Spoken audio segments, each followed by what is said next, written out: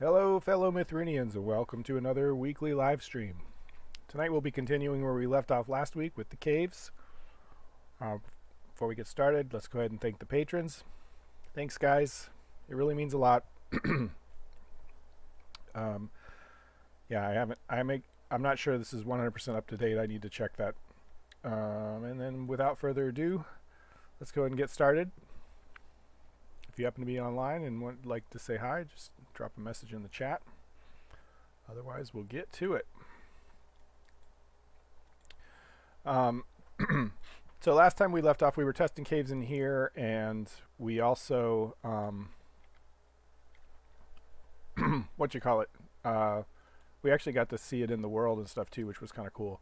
We're going to kind of continue where we left off there. I'm going to...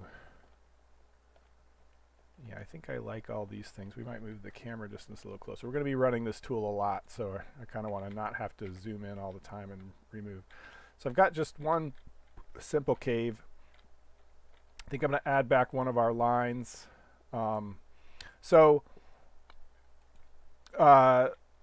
weekend, I completely revamped sort of the underlying world generation and finally implemented the sedectile, the 16384 by 16384 large tiles for large scale generation, and integrated that with normal tile generation and features, which caves are now features, and so on and so forth. So the code looks a little different for how we set this up, because now I have this sort of hack in, so I can grab a sample cave from the cave generator, which now is cave generator is now worldwide. It's not specific to a tile, and so then I can add these things in, but they're a little more formalized than before. So let's see about adding these back in the new way.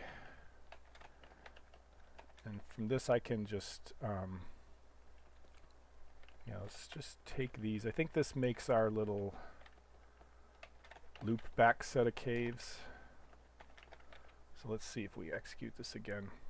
The other thing I want to do coming up is figure out sort of why this is so slow. Real world generation goes faster because it's multi-threaded. The nice thing about having all this loaded into the blockhead tool like this is that I can really easily attach a visual profiler to it and see kind of where it's slow, and see if there's any dumb things I can do to improve it. Unfortunately, as you become a more experienced developer, you tend to automatically avoid the pitfalls, the performance pitfalls that you might have earlier in your career. And so profiling is not the magic that it used to be, because chances are the code is fairly optimal already. And so you don't get any of those easy wins where you look in the profiling and go, oh, that was stupid. Although it does still happen, believe me. Okay, so we've got this. It's interesting that it's... I also fixed a bug in how the distance calculation was being done for the line caves. As caves got steeper and shallower and stuff, it was getting skewed, and so I had to readdress that. One of the optimizations I made turned out to be also inaccurate. Expansive multi-level.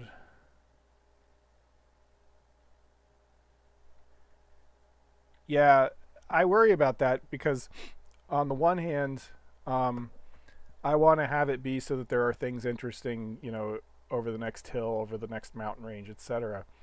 But in the end, what I'm trying to do is make the local area interesting. The idea being that you always have that sort of over the horizon enticement, but there's plenty to do locally so that you don't have to go far away to do it. And so I have like rules where, sort of written down rules for myself on how generation should work.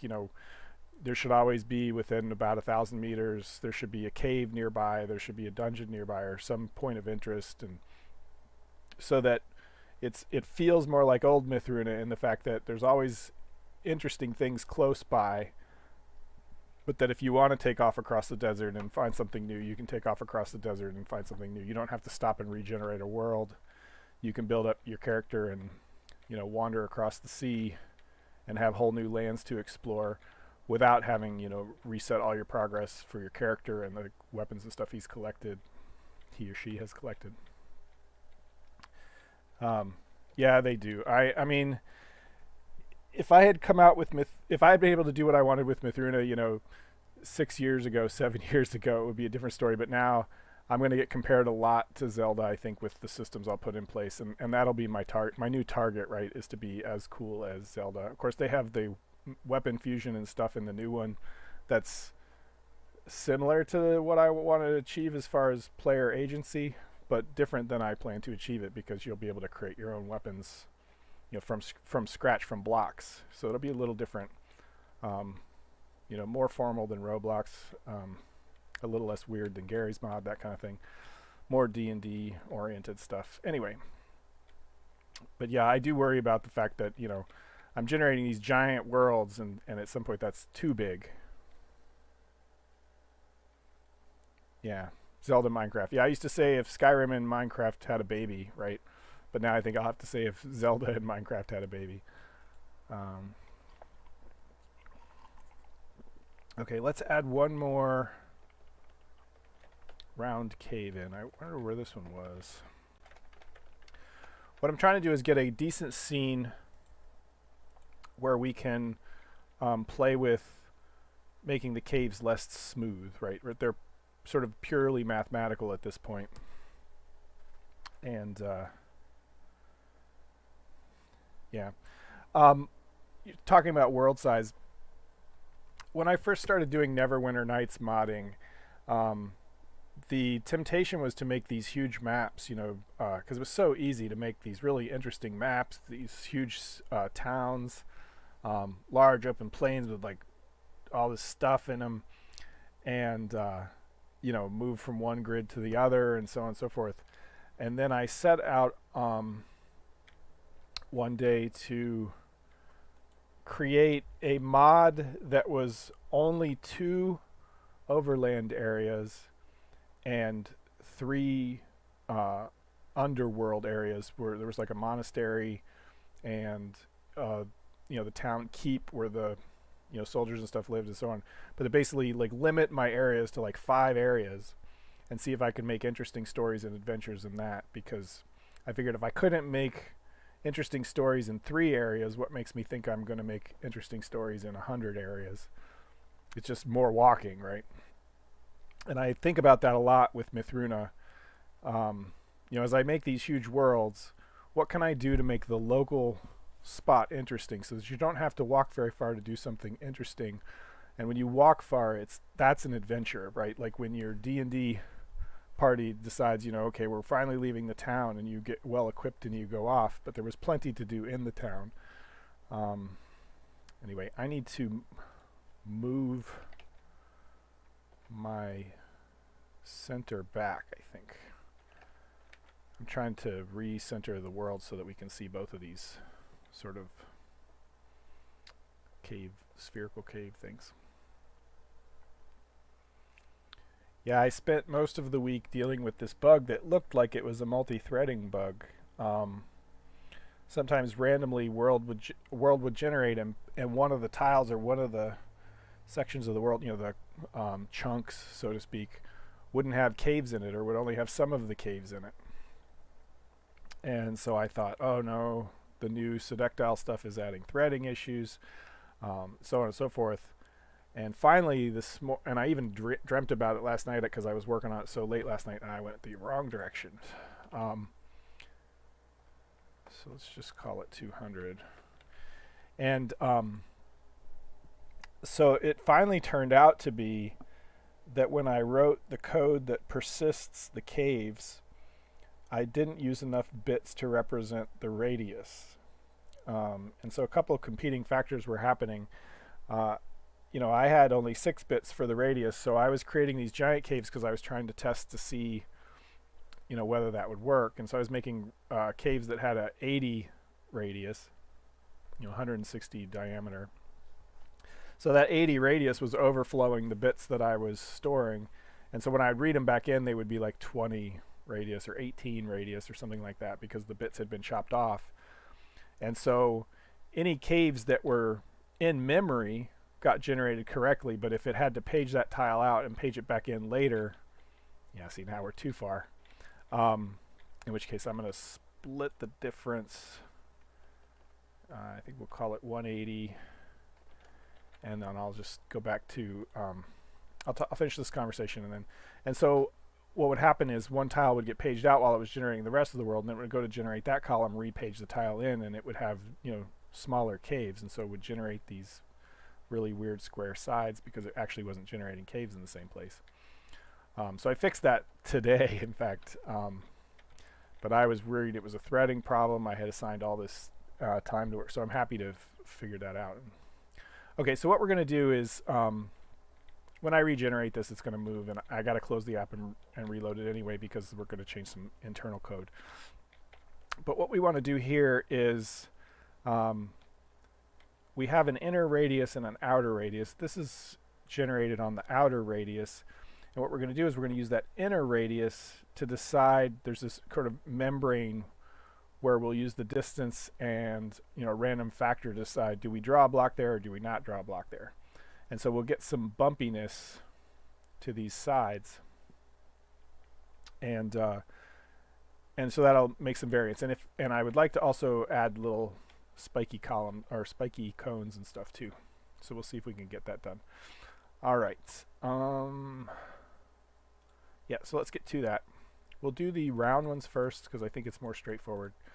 We talk point influence where we have a point in space and then we basically check the distance of the blocks around it, and if it's near or far, you know, we get this outer radius, inner radius. So this distance squared is the outer radius. That's what we compare to the outer radius. If it's greater than the outer radius, we know we have no effect. And then we calculate a real 3D point and so on. That's for the tile. So in here, what we want to do is if we're within this outer radius, that's good. And if we're within the inner radius, we don't do anything special because we're going to always remove that stuff. Inner radius squared equals inner radius times inner radius. I think my whiteboard, I closed the whiteboard, didn't I? Yeah. So let's reopen the whiteboard. I'll show you what I'm talking about. I'll try to show you what I'm talking about.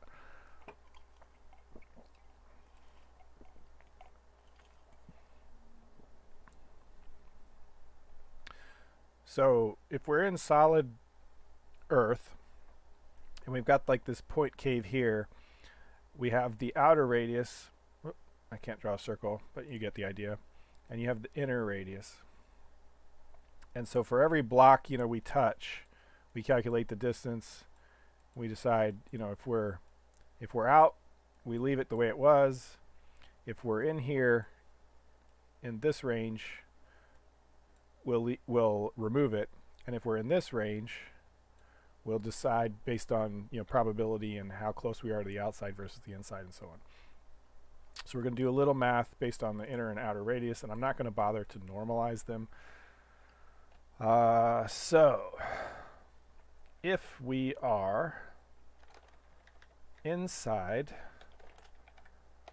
the outer radius and we are outside or equal to the inner radius, then we will randomly decide whether we put a block or not.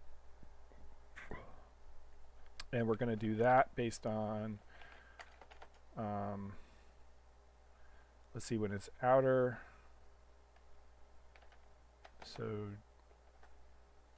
what is it? D squared minus inner radius squared. So it gets bigger as it gets closer to the outer radius. And then we'll divide that by, I think doubles, D squared is double. So we'll divide that by outer radius minus inner radius. So we normalize it so that when we're at the inner radius, we're 0. And when we're at the outer radius, we're 1. Because basically, you know, this is the total. So if we had like 4 units between there, we're dividing by 4 every time, and this would go 0 through 3. So we get a random chance. And so then we roll the dice. I believe we're past a rand, yeah. So rand next double. If the dice, let's see, higher chance, we want it. So if the dice is less than chance, gotta like do proper things. So if the dice is less than the chance, right, chance is bigger, dice is less than chance, we want to keep the block. And so we continue. Basically, we don't bother removing it. Oh, but this is actually, we want this to be inside here. This would have eliminated, I mean, we could show what this would look like, but I did it in the 2D space and not the 3D space, so this does weird things.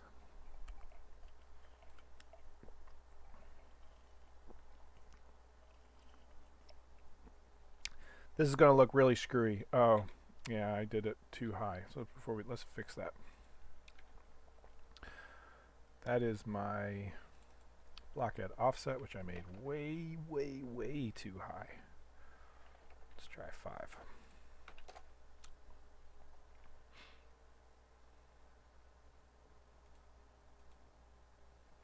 But yeah, debugging that random tile stuff, and then feeling really dumb when it was all done. It's one of those, every hypothesis I had was wrong. And then you just narrow it down, and eventually I got it to the point where I was consistently seeing the same problem because I had removed all tile generation. And then I figured out what it was.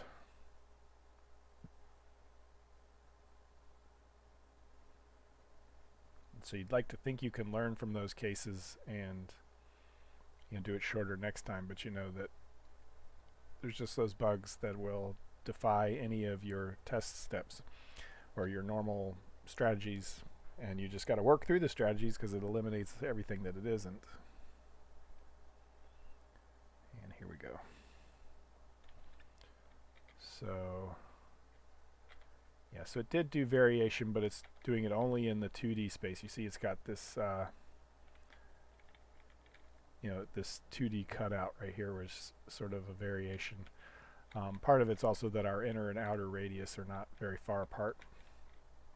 So anyway, we'll fix that. Where? Over here. Here.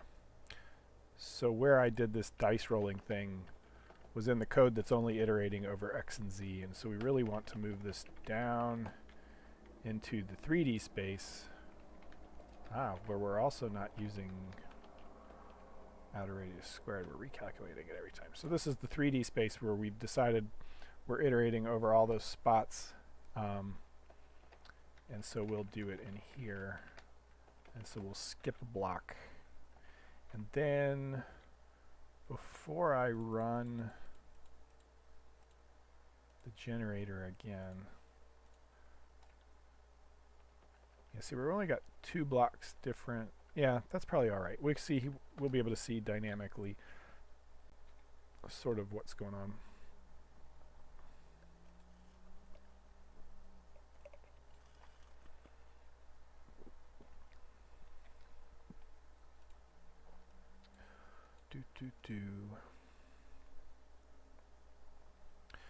But yeah, watching all the Zelda talk for Tears of the whatever. I'm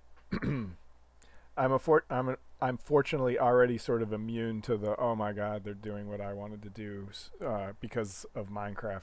They kept releasing new things that I was about to work on, and so I've gotten over it. I said, I'm going to make my thing. I'm going to make it. If everyone else has already done it by then, so what? This will be my thing. I'll learn a lot in the process, if nothing else. Some things have definitely taken longer than I wanted. I really wanted world generation to be done by now.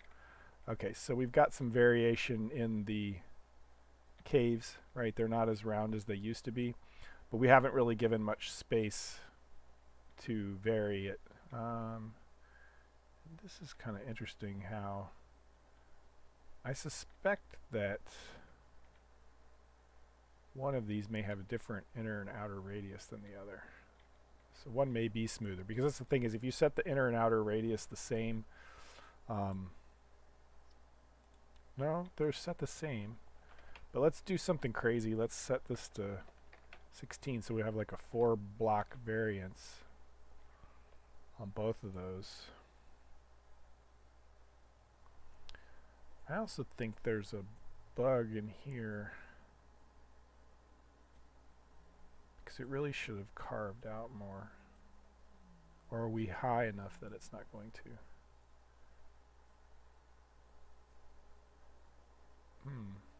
We're supposed to be exactly the same height, so these should have similar. Oh, but the terrain itself is not the same height. That's the difference.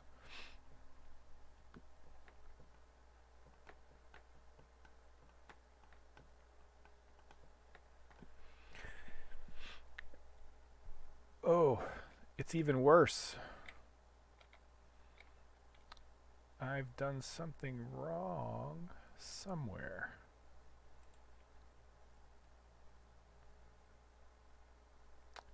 Point influencer, inner outer radius.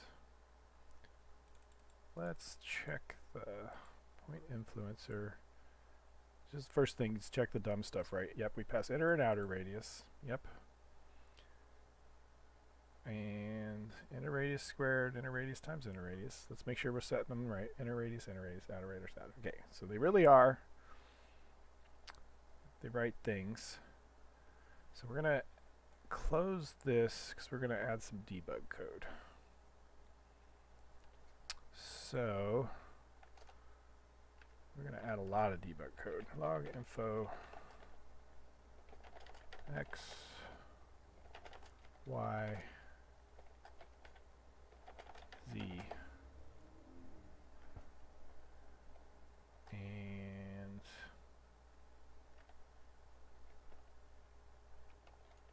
yes, it's fine. That's interesting. We don't do the greater than or equal to. That's probably fine. Chance, dice, dice. So we'll be able to see every iteration, and what we'll do is only do one of the. Before we run that, we'll comment out everybody but the one point influencer. All right. So now we'll only see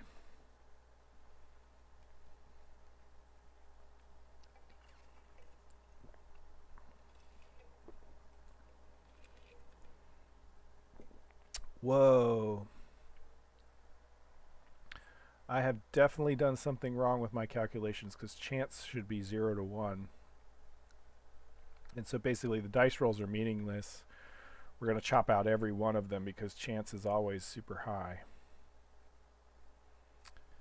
Yeah. So let's go ahead and kill this. So what have I done wrong? See if you can spot it from home. Okay, so we're greater than this. So d squared minus inner radius squared. Over, this should be outer radius squared minus inner radius squared. And the curves are going to be a little different that way, but I think this works in our favor, because if you treat the squared radius as linear, you tend to get this sort of curve, and I don't have a spreadsheet. I don't think I have a spreadsheet set up to show that curve. And I think this is it's either exactly undesirable in this case or actually desirable in this case, meaning that you know, how we ramp up like between here and here, you know, if you were looking at that from the side, the chance is not linear like this. It does some kind of curve. I want to say it's kind of like this, which is to our benefit, because we want a higher probability here than we do down here, because otherwise you end up with, you know, blocks sitting out in there and not connected to anything.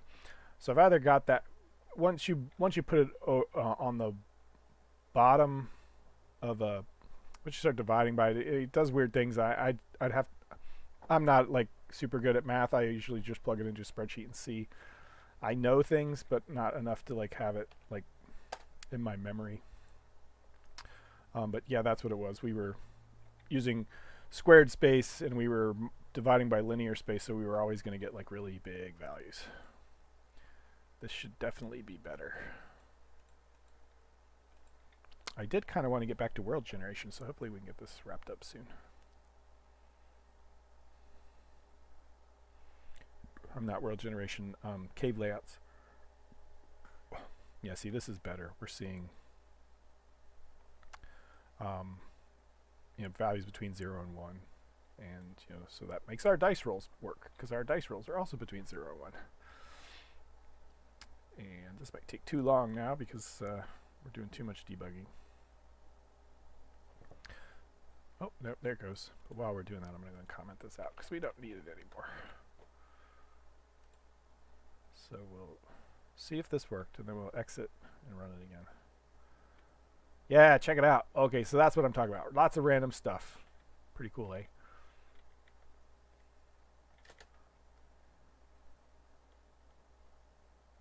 So no longer smooth caves. Although it is interesting that the bottom is still smooth. I think that will not be true inside. I have a suspicion that has to do with the tile generation. Like, the bottom is carved out. Yeah, that's what it is. When we carve the cave out of the tile, so what happens? So when the world is generated, it generates the big 2D tiles, with elevation and terrain type. And then when it's going to generate the little ones, the chunks that are 32 by 32, it looks up that terrain tile and it sets itself up initially with the height of the terrain tile and the terrain type. And then any of the things like the caves and stuff, then they chop out of that. So if the tile itself had its caves chopped out and already said this bowl should be outer radius, then we've got no blocks to leave in anymore because they've already been removed. And so what we'll do is we'll come up here and we'll say, for the part that is morphing the tile, instead of outer radius squared, we'll base it on inner radius squared. So we'll approximate it. It will look, potentially you'll get some more popping when you come near far. And we could build a little bit of the randomness in here, but the problem is that we won't get the same dice rolls, we won't get the same sequence of things. So if it's greater than inner radius squared,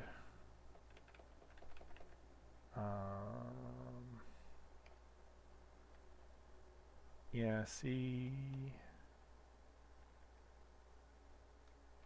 that's kind of okay though. Let's see what mixing and matching will do with those. No, we have to change these two, because this is what actually controls the bottom of the... So what I'm doing here is, from the side, if you have this thing and you're trying to decide, is this point here, what y value should it be up here, right? I already know this distance, and I know this is my radius, and so using Pythagorean theorem, basically I can find out what this distance should have been, and then I know what my min and max value are for this particular column. Yep, geometry and trigonometry, you do use it, kids. Okay, actually, if you're me, or do game development.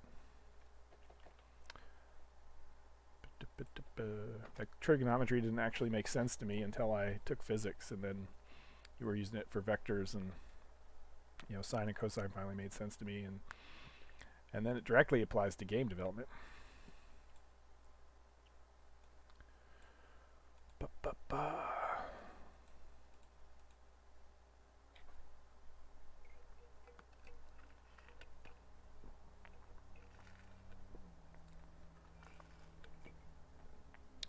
Come on. Come on, code. Run faster. Oh, it's almost halfway done. So anybody else got any interesting projects going on? Any of you guys doing any game development, or do you have any artistic endeavors that you participate in? Drop a note in the chat if you've got something going on. While we watch paint dry here in 3D space. Okay, here it comes. It's coming. It's coming. Oh, I was wrong. Now it's coming. Okay, oh, look at that. That is garbage. So pretty cool. The thing is, like, yeah, we lose some of our terrain typing down here, so I'll have to figure that out. But that's interesting. So, you know, now that we're really chaotic,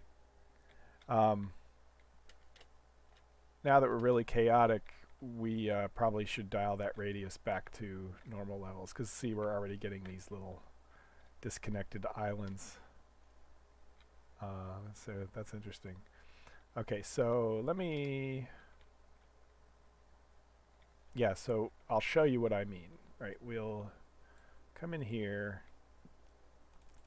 and we will set these back to what they were before, because from experience I know about 2-block variation is about as far as you want to go, because even then you might still get, you know, the random block sitting out in the middle of nowhere. It's actually unfortunate that it's carving in to this space. I would have rather had the lip be smooth. I might be able to figure that out. Maybe for tiles we can have the inner radius, we use the outer radius at the surface and the inner radius inside. And we actually could use the 3D. Yeah, I think if we use the inner outer radius during the tile generation, then we get nice bumpy stuff. Mostly what I'm looking at is, yeah, so this is alright, right? I would prefer not the rough edges at the top, and so I will probably fix that. But this is alright. And the other thing is, because the tile-based generation, which is what, you know, carves this initial hole, this hole right here, using the inner radius, and so it carves a nice cup out there, and it said, well, you know, the outside was, you know, this should have been grass, so we'll put grass all the way in the bottom there.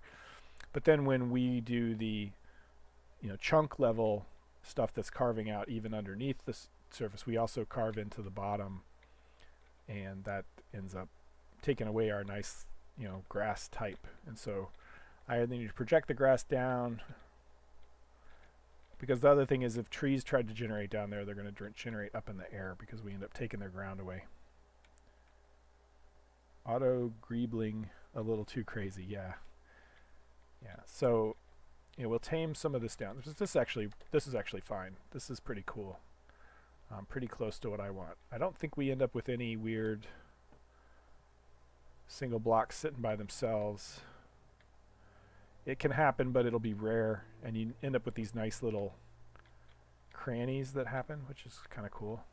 You see, we're not a real person, so we can't actually see how it looks. But so yeah, get the terrain type to fall to the bottom properly. Maybe go ahead and smooth out the bottoms when they're open to the air like that, which we actually had by accident before, so I may just put that back. Yeah, this is good. I like it. So let's put some of our other stuff back. I haven't added this to the line caves yet. So, oops, somebody said something nice and long. Pursuit of getting good data from people. Good data is the thing, though, isn't it? It's going, you know, I'm on a new project, so it's a lot of learning. I've kind of built my little, let's go ahead and start this while I ramble. I'm starting to build a set of core knowledge, um, work my way out from there. Things I know, and so like in our Slack chats and things, I can answer questions from other teams and stuff because I'm starting to know stuff again, and so that's kind of reassuring. But every day I look forward to working on Mythruna. So, and because it's not my last project, it was like there was always fires to put out. Sometimes I'd go into the weekend wondering how we were gonna make our sprint numbers, and because I was the team lead and stuff, I had felt personally responsible earlier in the project. And but this project, because I'm not in that position, I'm just a worker bee like a bunch of other people. If I've got all my stuff done, I don't feel the need to put in lots of extra hours and stuff, which means I look forward to the end of the day when I can log off of that and get into Mythruna again. So, okay, so we've got caves, but you're talking about getting good data. It's always getting good data from the users that would make our jobs a lot easier. Okay, so I think, what if I put that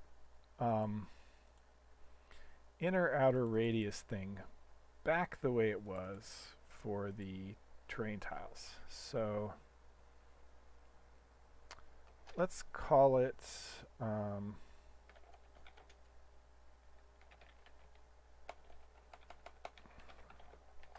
I don't have to do this all the time.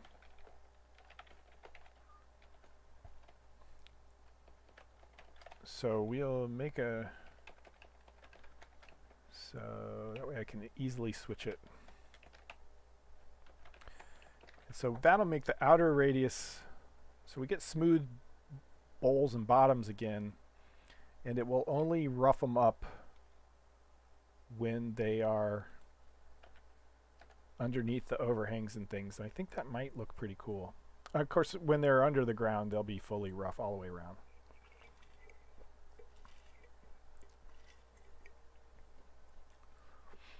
I think I need to make some more interesting cave layouts coming up.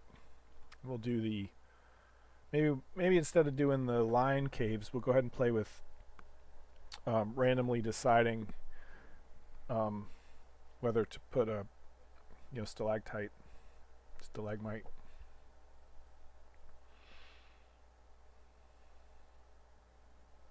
I think that's actually easier than I originally thought. Because we plot this in 2D first, I think we can decide.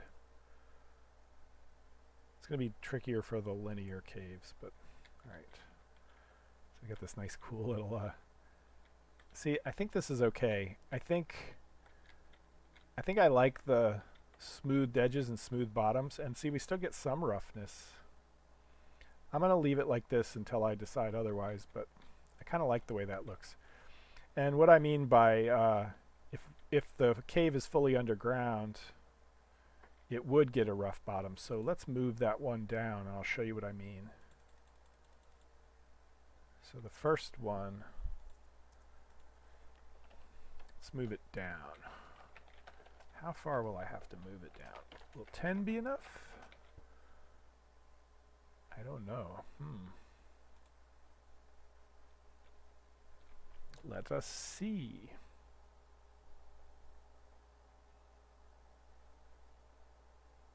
Yeah, and school's about to let out for my high school teens, so my summer schedule's about to change a lot too, so that'll be kind of cool. No more getting up at 7 a.m. every day. But that's something I should mention. These live streams, not next week, but I think the week after and through the summer, I'm definitely going to have to move them to earlier, 8 to 9, but probably like 7:30 to 8:30 or 7 to 8. If anybody has a huge problem with that, then let me know. But yeah, so see, look, we got nice smooth outside cave where weathered, and the grass could grow and trees could grow down there. And then you get inside. Yeah, okay, so let's go ahead and select our light now. And so then you get inside and you get the roughness. I think this is cool. I think I like this. And this is not something old Mythruna did. Of course, old Mythruna didn't have the tile generation thing either. But yeah, my high school student is doing a summer theater program where they're doing a musical, and so they'll be practicing every night, rehearsal every night between 5 and 9, and I have to pick him up pretty promptly at 9 o'clock, so I have to be able to leave here 8:40 or so probably 7:30 to 8:30, or maybe we'll just do 7 to 8, and then if we run long, I can run till 8:30. But so anyway, I like this. I like the smooth out here, rough in here. I think I'm gonna leave it this way. And I could also change it later to have that be optional based on cave type, because there is a cave type that's built into. Okay, I like it. So stalactites. Yeah, so let's work on stalactites. Because we... By the way, I should have mentioned this at the beginning, right? The link is up there. I believe Mythruna.com is still up. It was down for like a week. Okay, so the point influencer, because it calculates everything in 2D first, right? It's calculating an XZ space first. We decide, yes, we are definitely going to do it because we're inside that outer radius. We ought to be able to decide here if we generate a stalactite or a stalagmite. And then the question is do I want to make that scaled by distance from the center? So, like, on the one hand, yeah, I think that just, like, I was thinking, do you want stand with might, hang tight. Yeah, so these are stalagmites, right? The ones on the bottom, stalactites.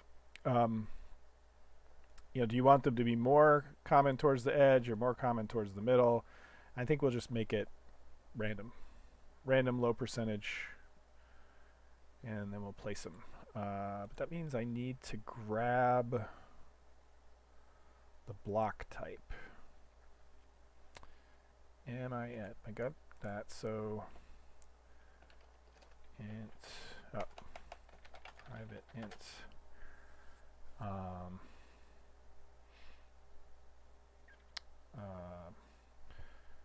you know what, if I'd left the thing open I'd be able to see what they're called. Crap.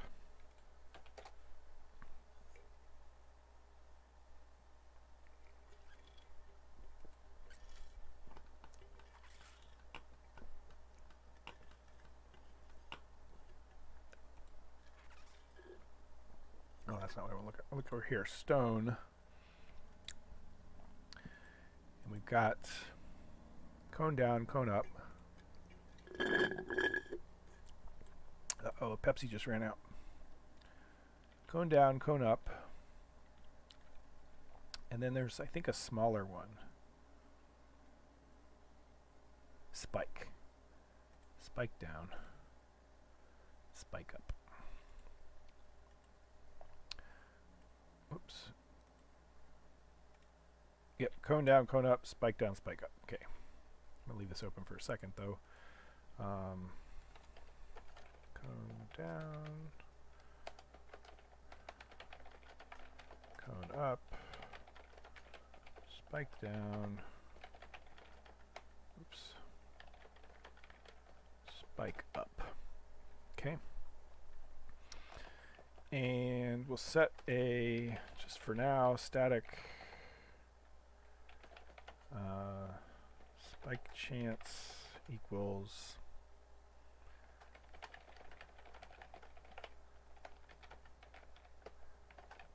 so the cones are the bigger ones.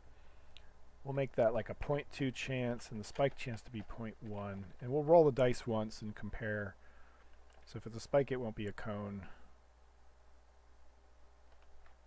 That means there's only a 10% chance of each.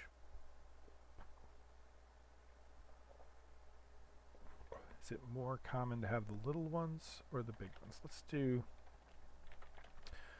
5% chance of the big cones. Yep, and for now we'll always draw them, because I believe most of the time if you have a stalagmite, you probably have a stalactite, because it's the minerals being, coming out of the water. And so if it's dripping and creating something on the bottom, it's probably also creating something on the top. So anyway, we need to pull these in, and I think I have some code nearby to do that. Or I did before I had to close everything. Here we go. Okay. So this come down, and I'm leaving these as generator influencer lever fields. Oh no, these should be static.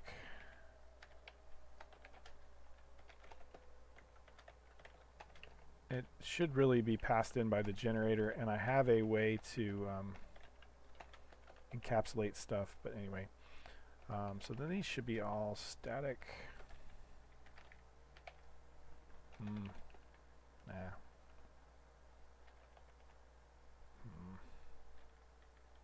See, this is the problem, because we'll basically look them up each time so I'm hacking this in. Really, we would pass these in externally as part of a style for the cave, because we might have different kinds of caves that are different stone. Or, I'd use the terrain type and so on. But for now, I'm just going to say cone down equals -1. It means we haven't done this yet. So I'm hacking this in for the live stream. Actually, why not fill out as much as we can. Stone.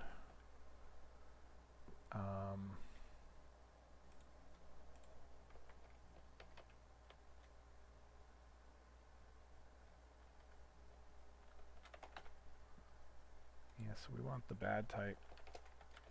So if we don't find it, Mythruna tries really hard to be set up to deal with mods, and so like even though I know I'm always going to have cone down, maybe somebody has added a mod that has redefined all these, and so I don't have them anymore, and I'd like my stuff to fail gracefully. The train stuff to fail gracefully, so they know, oh, I should have added a blah blah blah. Okay, so we got those. So now let's come down here. We're morphing the thing, and so we'll roll some dice. Yeah, so double spike dice. I've already burned the name dice down here. I don't want to deal with that at the moment. So if spike dice is less than what do I call them? Spike chance and cone chance. So if spike dice is less than spike chance, we'll make a spike, else spike dice is less than cone chance. Oops, we'll make a cone, and int top equals 0, int bottom equals 0, top equals spike down, bottom equals spike up, top equals cone down, top equals, or bottom cone up. Okay, so now if we have a top or a bottom set, we know if we're at the bottom. How do I determine if I'm at the bottom? Let's do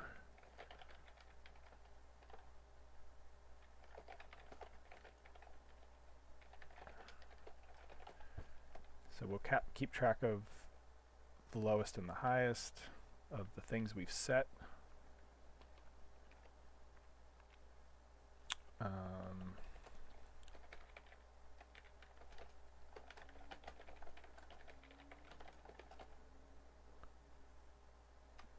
Right. Highest. This is the slowest way to do this, but it's the easiest in a live stream, and there's a lot that happens when I do that. So we ought to be able to reuse this out here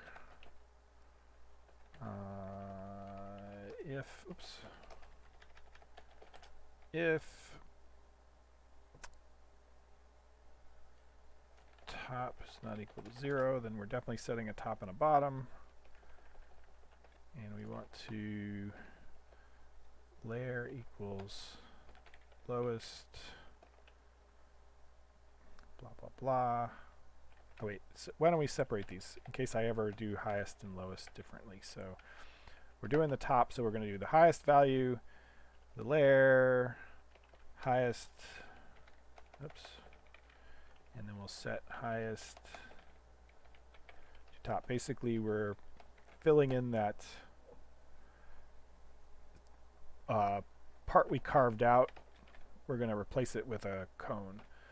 And we'll do the same thing for the bottom. That way we could have a separately defined chance of bottom and top. Lowest, lowest, lowest. All right, so let's see what I've screwed up. Or maybe I haven't screwed up and we'll get stalactites and stalagmites. Either way, hopefully we can debug it in the next 8 minutes. I will show you one thing in the game before we stop, because I generated some giant caves, and that before I can support giant caves, which I want to have giant caves because that'll be like where the dwarf cities or underground cities would be. But there's some distinct technical problems with giant caves, and I'll show you what I mean. Come on, you can do it. Come on.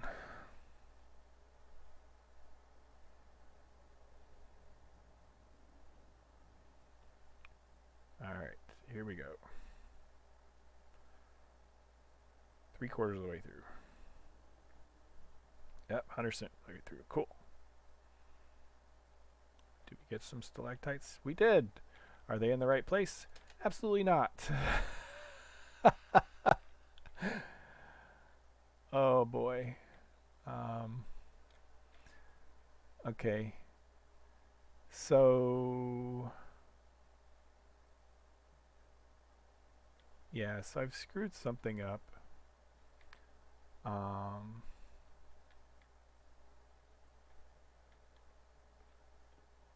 We're in the ballpark. But the thing that I forget is that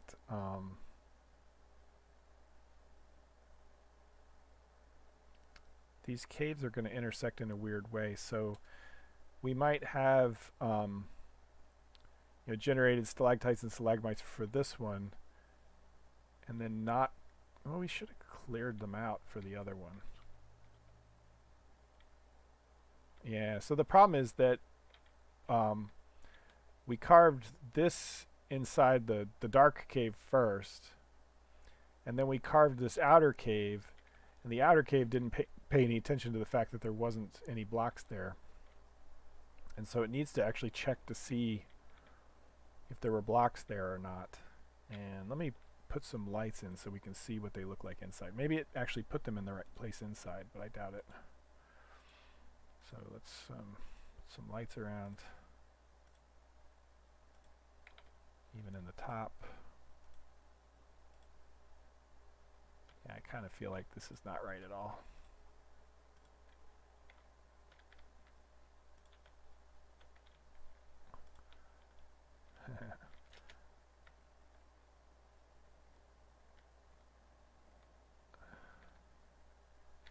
Yeah, so we've got, I mean, they're definitely not being put in the right place. and I think we have basically none in here. See, that's the wrong one. So and they're put right on top of each other. So I've done something wrong with my calculations, and I think that I've set the wrong type too. So I believe my bottom is being used at top. Let's check. I think I did something. Yeah. So that's why that happened. Lowest is right. Highest. Oh, there's the common problem. All right. So this is still not going to be right, but it will be righter. Paperback writer.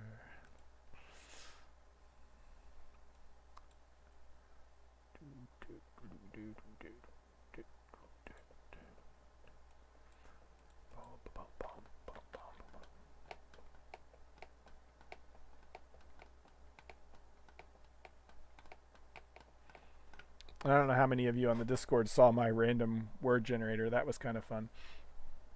So I'm looking forward to being able to give these things names so the game knows the names of the cave systems and the rivers and the forests and stuff. Even if they're sort of half garbage names at the moment. I think having a name is better than not having a name. Okay, so yeah, so see, what the hell are they doing out here? There ain't no cave over here, guys. What you doing? Have I done something else wrong?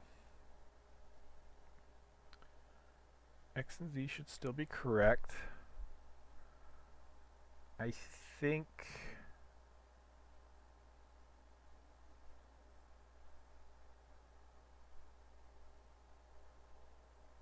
we reset top and bottom each time.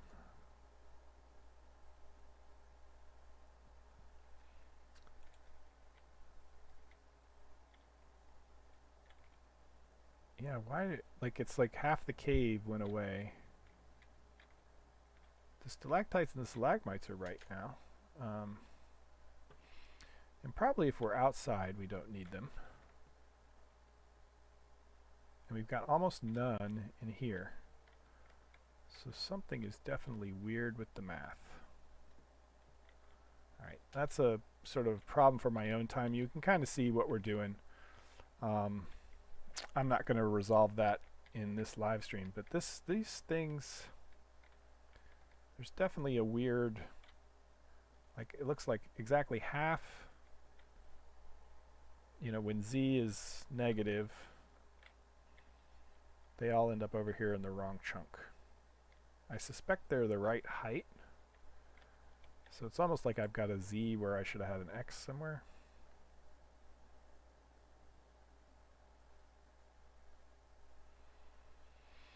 Yeah, I don't know. So that'll be something I need to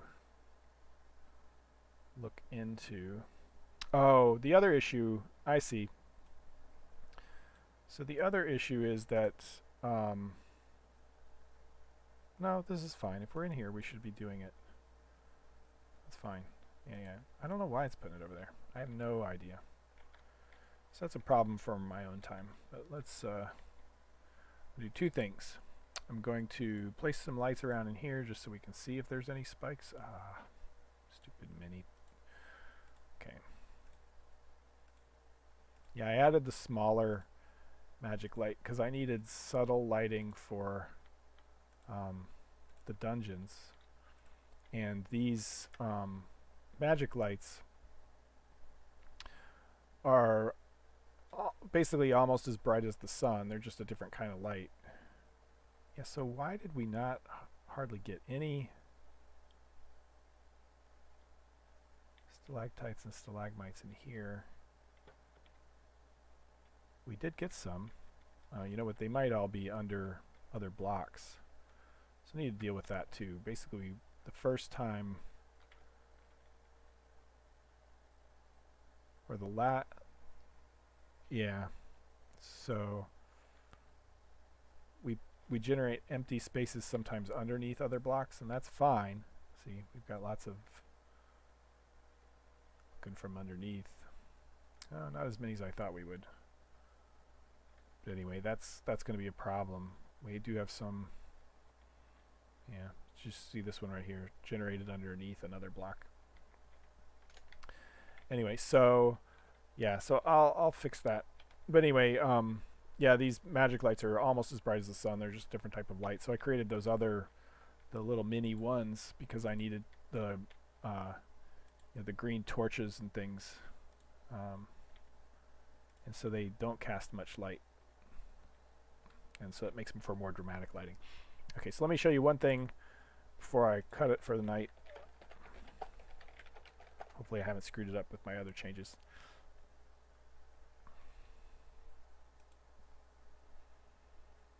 Okay, so the world should already be generated, so it shouldn't have to. That's loud.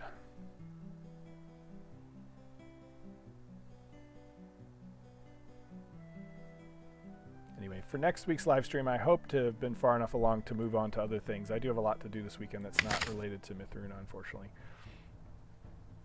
But I kind of want to put caves to bed this weekend and move on to other things, because I'm trying to wrap up, feature freeze by the end of the month for a release, hopefully somewhere around then. But if not, then oops, I fell out of my hidey hole. So this is okay. So what I did was, we've got our standard cave.